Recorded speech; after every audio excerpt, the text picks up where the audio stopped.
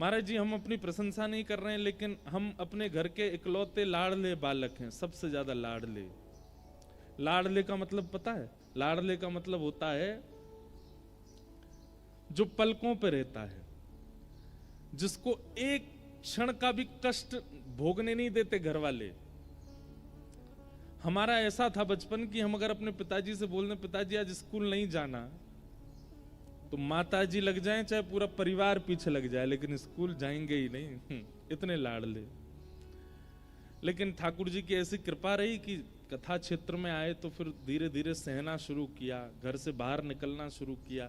नहीं तो घर से बाहर भी 2 व्यक्ति संग होते तो ही जाता था, मैं नहीं तो जाते ही नहीं था। रोड क्रॉस करना नहीं आता था, बिना उंगली पकड़े रोड नहीं। 9th क्लास तक हमको रोड क्रॉस करना नहीं आता था। कपड़े पहनना नहीं आता था, माता जी तैयार करती थी।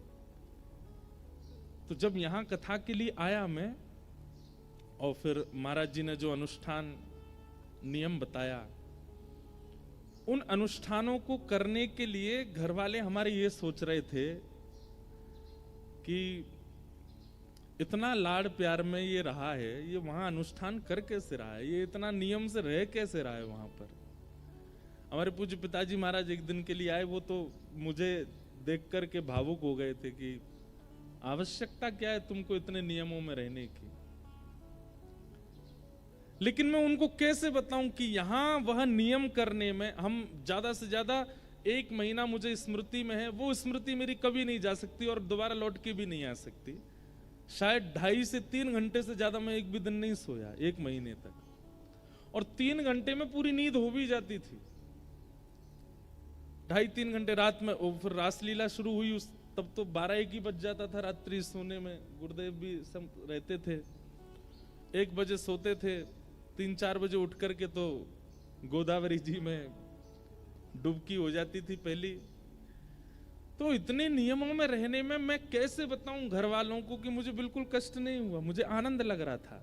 बल्कि यहां से जाने के बाद कथा क्रम में हमने आज तक नियम बना रखा है कि कथा में जाते समय मैं मौन ही रहता हूं। मैं किसी से, क्योंकि किसी ना किसी रूप में दत्त धाम मेरी स्मृति में बना रहे, यहां का स्मरण मुझे आता रहे। इस बार हम बिना नियम के रहने वाले हैं, लेकिन एक नियम तो यहाँ है ही है कि वस्त्र सिले हुए नहीं पहनने हैं। उसका पालन तो आप लोगों को भी करना है, थोड़ा आपस में रहना है। लेकिन महाराज जी एक ये वाला अनुष्ठान ऐसे करें कि व्यास जी बिना नियम के श्रोताओं के सबके नियम बना दो। ये जितने सामने बैठे हैं इन सबका 1-1, 2-2 नियम आप लिख के दे दो, ये नियम तुमको पालन करने हैं।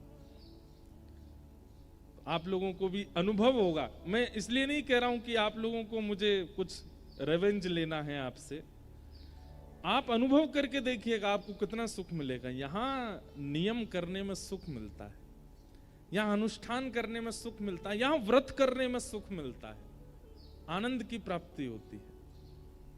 और एक बात और मैं कह दूं अपने अनुभव से, अगर आपने यहां दत्त धाम में कोई नियम 7 दिन कर लिया तो वो नियम सिद्ध हो जाएगा। आप फिर उसको संसार में भी जाकर के लागू करोगे तो वो हो जाएगा। कोई भी नियम हो, 1-1 नियम जरूर आप लोग आज साध लीजिएगा। जो लोग सप्ताह नियम से सुनने वाले हैं, जो आते जाते रहने वाले, उन लोगों के लिए नहीं है ये बात। जो यहाँ सप्ताह रुकने के विचार में है या सप्ताह रोज आने के विचार में है, एक नियम का पालन जरूर कीजिए इन 7 दिनों में। यह भूमि तो वो स्थान जहां नियम करना, व्रत करना सुख लगता है, जहां अपने देह की विपरीत स्थिति में रहना कष्टदायी नहीं लगता है। समझो वहां निश्चित ही देव निवास है, वहां देवता का वास है।